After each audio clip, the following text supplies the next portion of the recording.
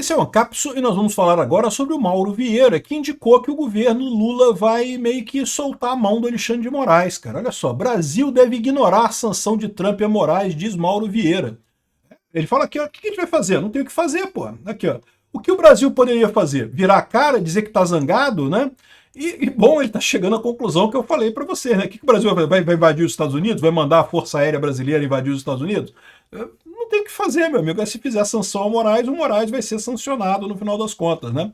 Agora, eu tenho certeza que o Moraes não gostou dessa posição do governo Lula. Por outro lado, a gente tem que lembrar que o Alexandre de Moraes cancelou o IOF do governo Lula. E aí que eu quero conversar com vocês sobre isso. Eu já falei para vocês que eu acho que foi um absurdo a decisão do Alexandre de Moraes, que tinha que ter dado razão ao Congresso. Eu acho que não vai ter conciliação nesse caso aqui. Eu vou até fazer um outro vídeo sobre essa questão da conciliação, porque nem está previsto isso legalmente, tá? Não tem esse papo de conciliação de poderes, o que o STF virou o poder moderador agora. Esse pessoal está subindo a cabeça deles essa ideia mesmo, né?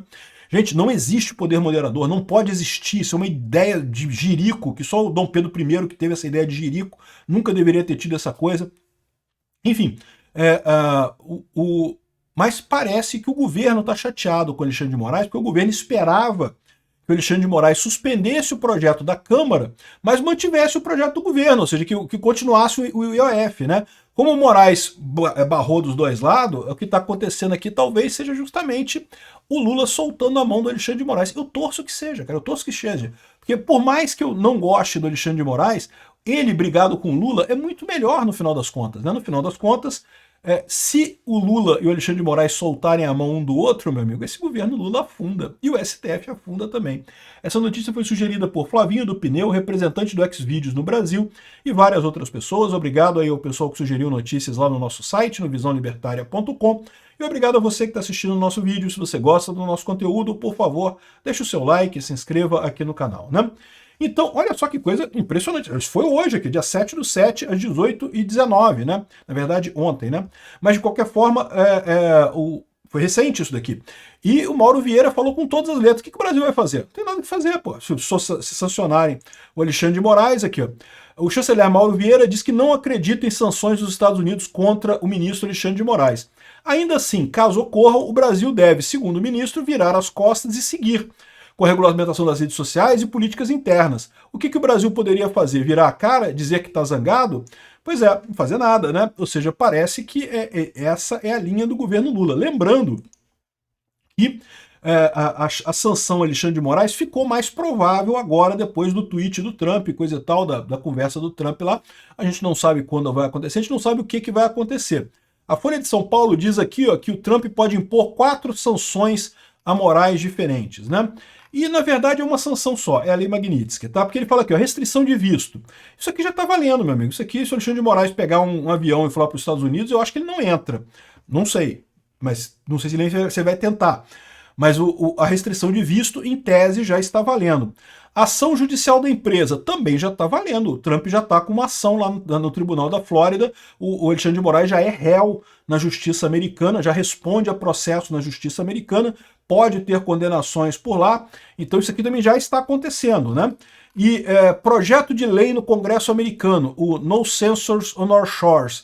A gente já falou sobre isso também, é um projeto de lei que está lá no Congresso americano, que visa proibir pessoas que fazem censura contra os Estados Unidos de entrarem nos Estados Unidos. De novo, é um projeto importante, porque está sendo feito pelo Congresso e coisa e tal, mas meio que o Marco Rubio já botou a restrição de visto já e meio que não sei se vai fazer diferença não, né?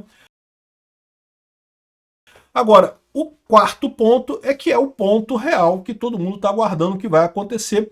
Não sabemos quando vai acontecer, nem se vai acontecer totalmente. Por quê? Aqui, ó, o secretário de Estado Marco Rubio declarou que há grande possibilidade do Trump aplicar sanções diretas contra Moraes usando a Lei Magnitsky, né? A Lei Magnitsky permite punições unilaterais por violações graves de direitos humanos e essas ações incluem bloqueios de bens nos Estados Unidos e congelamento de contas, né? Inclusive de bancos brasileiros com operações por lá, e proibição de entrada no país. Então essa aqui é a sanção de verdade. A gente já explicou que essa sanção pode parecer uma besteira, talvez o Mauro Vieira esteja pensando assim, não, mas vai sancionar o Alexandre de Moraes e vai fazer o quê? Né? O Alexandre de Moraes já falou que não tem bens nos Estados Unidos. Lembrando que, né, talvez ele não tenha bens no nome deles, existe a possibilidade de ter bens no nome do escritório, no nome da esposa, no nome de filho, no nome de parente.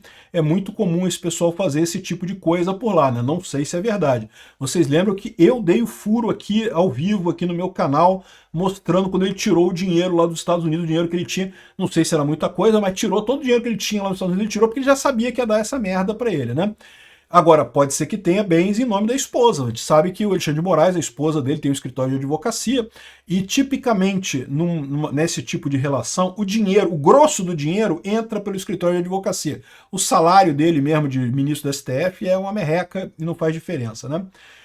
Enfim, e as sanções da Lei Magnitsky podem abraçar também esposas e empresas de advocacia, de familiares e coisa e tal. Então, isso pode machucar o Alexandre de Moraes, mesmo essa parte aqui. Mas mais do que isso, o pessoal está se esquecendo que qualquer banco que tenha negócio nos Estados Unidos é obrigado a cancelar a conta da pessoa. Então os bancos brasileiros vão ter que cancelar a conta aqui no Brasil se quiserem continuar fazendo negócio com os Estados Unidos. Veja, é lógico que os Estados Unidos eles não podem obrigar o banco no Brasil a cancelar a conta do Alexandre de Moraes no Brasil. Eles não vão fazer isso. Eles vão falar o seguinte, olha só, eu vou cancelar o seu acesso aqui ao mercado americano. Você não vai poder mais usar o SWIFT, não vai poder fazer mais negócio no Brasil, a menos que você resolva essa pendenga da Lei Magnitsky aí e cancele a conta do Alexandre de Moraes. E aí eles vão botar os bancos brasileiros numa sinuca de bico, porque, para pensar, no momento que acontecer esse tipo de coisa, o que o Alexandre de Moraes vai fazer? Não, que é proibido cancelar a conta de ministro do STF. Então os bancos brasileiros vão ter que abandonar os Estados Unidos, todos comprar um prejuízo enorme para poder manter a conta do ilustríssimo, carequíssimo máximo da República, né? O que vai resultar disso daí? Eu não sei, né? O problema é que isso daqui, o governo brasileiro vê isso como um ataque à sua soberania, à Lei Magnitsky, né? Mas, como disse o Mauro Vieira, o que o Brasil vai fazer? Vai fazer o quê? Vai aplicar a Lei Magnitsky nos americanos? Faz isso. O Lula, aplica uma lei no Trump lá, proibindo o Trump de ter coisas no Brasil. Confisca os bens do Trump no Brasil. Faz isso para você ver que legal, que divertido que vai ser, né? Não tem o que fazer, pô. É o que eu falo para vocês. O pessoal fica nessa brincadeira de que o Brasil é um país soberano e coisa e tal. O Brasil é um país soberano, mas as coisas não são bem assim, né? Você tem o fator do peso econômico dos Estados Unidos, que é simplesmente muito maior que o do Brasil. Não tem alternativa nesse caso. E mais do que isso, mais do que o peso econômico, é o fato dos Estados Unidos estar correto. Quando os Estados Unidos está tomando uma decisão errada, você pode ter questionamentos nisso daí. Mas não, os Estados Unidos estão tomando uma decisão correta. Qualquer pessoa normal que olhe para o processo do suposto, entre aspas, golpe do Alexandre de Moraes aqui no Brasil, percebe que não tem nada ali. Porque tinha uma minuta que chegou a ser discutida em 4 paredes, mas não foi assinada. Pô, e desde quando isso é golpe, caramba? Isso não é golpe em lugar nenhum do mundo, pô. Não existe isso de uma minuta ser discutida e isso virou um golpe. Não existe isso, pô. Então, é o ponto que eu falo para vocês, né? Quando o Alexandre de Moraes pediu a extradição do Alan dos Santos, o pessoal, não, porque tem que extraditar, porque o Alan dos Santos está dando um golpe no Brasil. O pessoal já está queimado, o Alexandre de Moraes já está queimado lá fora, não só nos Estados Unidos, mas também na Espanha. Porque na Espanha fizeram a mesma coisa, não porque o Oswaldo Eustáquio está dando um golpe no Brasil. Tá, como é que ele deu o golpe? Ele botou umas mensagens no tweet muito ruins, criticou um monte de gente no tweet. Ué, peraí, isso é liberdade de expressão, isso não é golpe. Golpe, você não dá golpe pelo Twitter, né? Mas na cabeça do Alexandre de Moraes, na cabeça da imprensa brasileira, da elite aristocrática socialista do Brasil, não, foi o golpe dado pelo Twitter, pelo Alan dos Santos e pelo Oswaldo Eustáquio. Ninguém comprou essa história, é o que eu falo para vocês. O problema maior dessa história aqui é que os Estados Unidos está correto, o Trump está correto. O Alexandre de Moraes e essa galerinha que está em torno dele aqui, que tem ojeriza ao Bolsonaro por algum motivo que eu não consigo entender, esse pessoal está errado, porque de fato não teve nenhuma tentativa de golpe por parte do Bolsonaro. Vão querer usar o 8 de janeiro para dizer que não, que 8 de janeiro, olha só, tentaram dar um golpe, coisa e tal. Isso já nos Estados Unidos já é questionado esse negócio, todo mundo já sabe que não teve nada lá também, mas mesmo que você considere que o 8 de janeiro teve alguma coisa, o Bolsonaro nem estava no Brasil, não fez nada, né? O 6 de janeiro lá nos Estados Unidos, o Trump ainda estava lá, o Trump deu um comício, fez um comício antes do pessoal fazer o ataque lá no Capitólio, né? E é verdade que o Trump pediu pro pessoal ir para casa, para sair de lá, para não ficar atacando o Capitólio, né? Pediu o pessoal ir embora. Mas Bolsonaro nem estava aqui, Bolsonaro não estava no Brasil, não teve nada com essa ligação. Esse pessoal que estava na porta de quartel já era outra turma, não tinha nada a ver com Bolsonaro, né? Enfim, essa é a situação. O grande problema que o Brasil teria nesse caso é que o pessoal percebe que os Estados Unidos está correto nessa história, né? Mas aí que vem um negócio. Por que, que o governo Lula está soltando a mão do Alexandre de Moraes? Não, se tiver sanção, vai ficar por lá mesmo, né? IOF, Moraes zera a disputa e chama governo e oposição para a mesa de negociação de novo.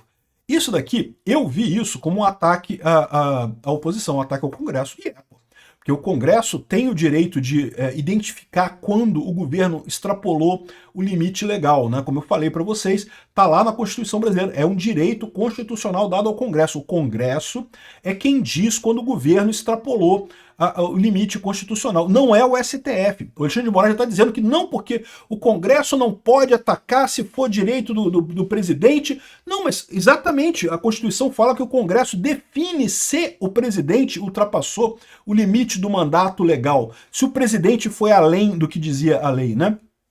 Então, eu acho que a decisão do Moraes foi mais errada com o Congresso do que com o Lula. Mas a verdade é que o pessoal do governo não está vendo assim não. Aqui, ó. Decisão de Moraes sobre IOF marca uma inflexão na relação entre o STF e o Executivo.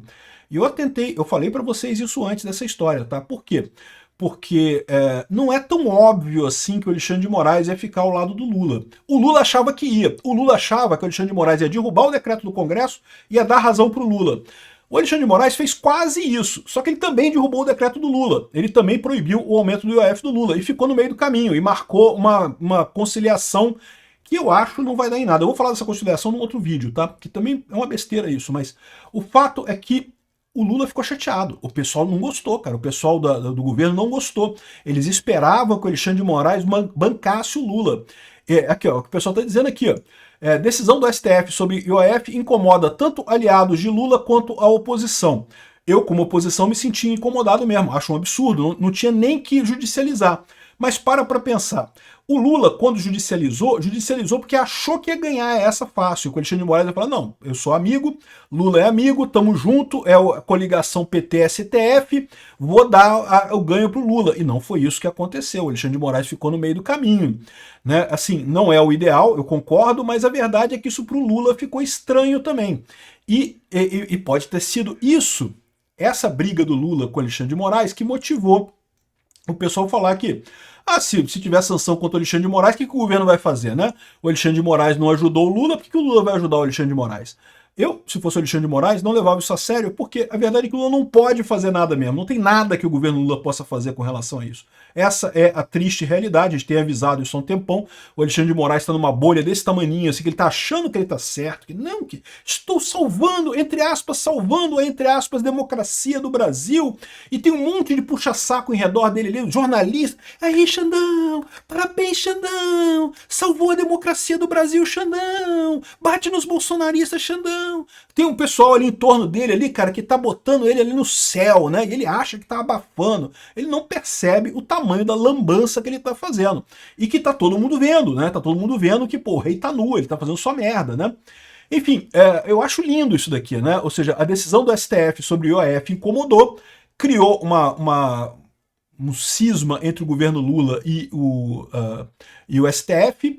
E se isso daí realmente se... Olha, repara como é que a gente está acontecendo. A gente está exatamente no ponto que eu falei para vocês. Estamos no divisor de águas. Pode ser que o Alexandre de Moraes decida que, olha só, já que eu preciso do Lula agora para bater no governo americano e coisa e tal, eu vou agora ajudar o Lula, vou botar o IOF, vou sacanear o Congresso e aí pronto, vamos para o caminho do Venezuela. Vai virar agora o governo Lula, vai começar a governar com o STF para tudo, qualquer coisa pede ajuda do STF. Não quis aprovar uma PL de imposto sobre streaming. Xandão, aprova um PL de streaming aí urgente. O Xandão vai ter que aprovar, porque agora, né, virou filho dele, né? Ou então o Xandão vai brigar, porque o que eu falo para vocês não é óbvio. O Xandão, ele não gosta do Lula, assim. O Xandão gosta do PSDB. O Xandão queria o Alckmin, o Dória, alguém ali da centro-esquerda ali para ficar no lugar do Lula. É isso que o Xandão queria. Então, de certa forma, ele está seguindo esse caminho aí de sacanear o Lula também, né?